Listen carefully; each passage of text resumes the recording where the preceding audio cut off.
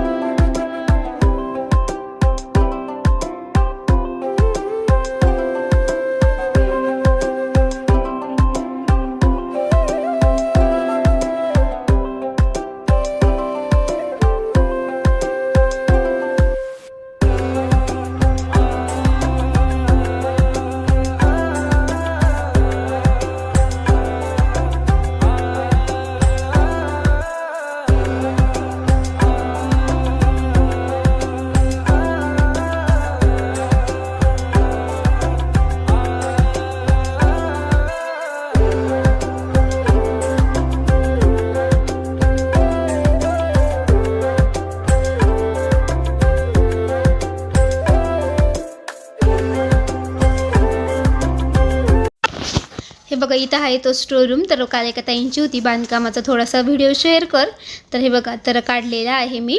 आणि इकडे हा आपला हॉल 2 विंडो त्याला अजून खिडकी लावलीची म्हणजे लावले गेली आहे कारण मी काल काही गेले नव्हते तर लावलेली ती।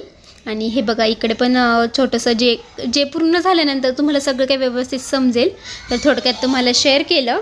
आणि इकडे देवघराची सायंकाळची पूजा वगैरे झाली गणपती बाप्पांचा हार काही म्हणजे असं छान होतं फ्रेश होता म्हणून मी ठेवलं होता। आणि नंतर सर्व काही म्हणजे शुक्रवार स्पेशल भजन लावलेले होते मी। तर इकडे आपले हे झाड इतकं छान झालं ना मागच्या गॅलरीमध्ये असतं पण मी आत्ता गुरुवारच्या दिवशी ना घरामध्ये आणलेलं होतं ना तर खूप छान वाटत होतं। आणि आता मी स्वयंपाकाला लागली। आज मस्त पालक भाजी करायची होती डाळ करायची होती मसाले भात करायचा होता तर पालकाची भाजी मी पाण्यामध्ये ना उकडण्यासाठी टाकून दिली। इकडे डाळ पण शिजण्यासाठी टाकलेली होती आणि आता पालकाची भाजीची तयारी करते।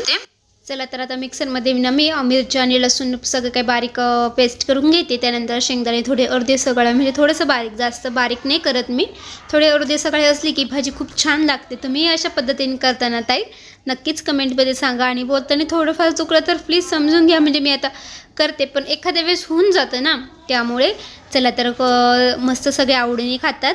आणि इकडे डाळ पण शिजत टाकलेली होती, मस्त मुगाची आणि तुरीची डाळ मला खूप आवडते, तर स्पेशल माझ्यासाठी म्हटलं तरी चालेल. आणि मसाले भात तर घरात सगळ्यांनाच प्रिय आहे, तर मग मसाले भात, कोणी खिचडी भातही म्हणतं. तर आता कढईमध्ये तेल टाकलेले, जिरे टाकले, जिरे तेवढे तडतडू दिले आणि त्यानंतर जी पेस्ट केलेली असते ती मस्त तेलामध्ये थोडीशी फ्राय करून घ्यायची.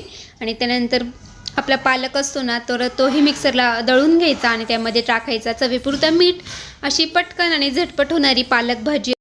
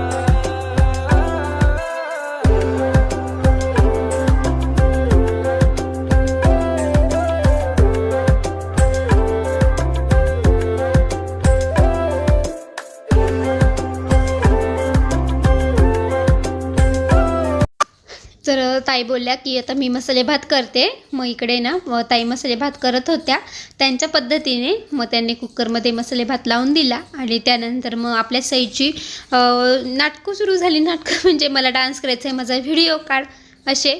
तर चला, तर मग तिच्यासोबत थोडी खेळली, तिच्यासोबत थोडीशी तिचा म्हणजे स्टडी घेतला. तर चला मग इथंच आजच्या व्हिडिओची एंड करते. आजचा छोटासा व्हिडिओ कसा वाटला कमेंटमध्ये नक्कीच सांगा. आवडला असेल तर लाईक करा, शेअर करा आणि चॅनलला ज्या ताई नवीन असेल सबस्क्राईब करायला मात्र विसरू नका. सगळ्यांना बाय.